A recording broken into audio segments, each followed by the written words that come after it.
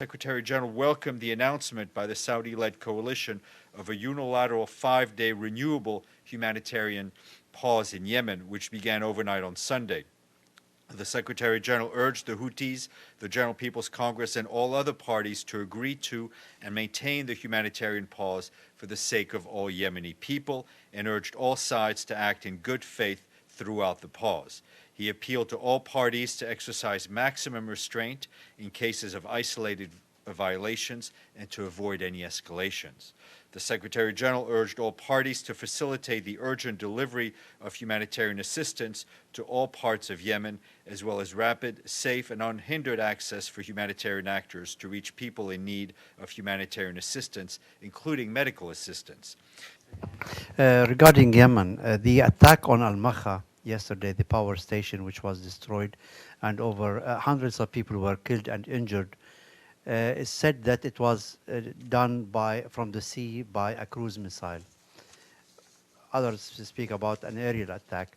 In both cases, this is an indiscriminate attack which has resulted in devastation and attack on civilian targets, and many people perished as a result of that. Does the United Nations call for an investigation into this particular attack? I think what we are seeing is over the past many weeks is a continued attack on the Yemeni people and civilian infrastructures, which needs to stop.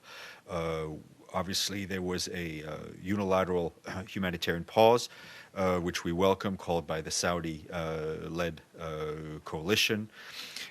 It is important that all the parties involved respect that pause to allow the life-saving humanitarian goods to be delivered: food, water, medicines, fuel, to move that around. We've seen our ability to deliver some aid. We saw WFP ships come in last week.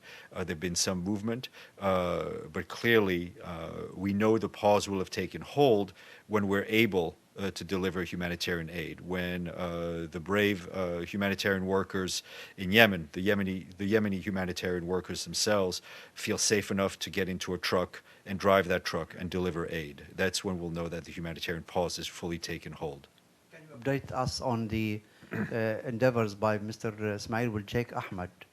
What has he been doing so far? He's currently in Riyadh.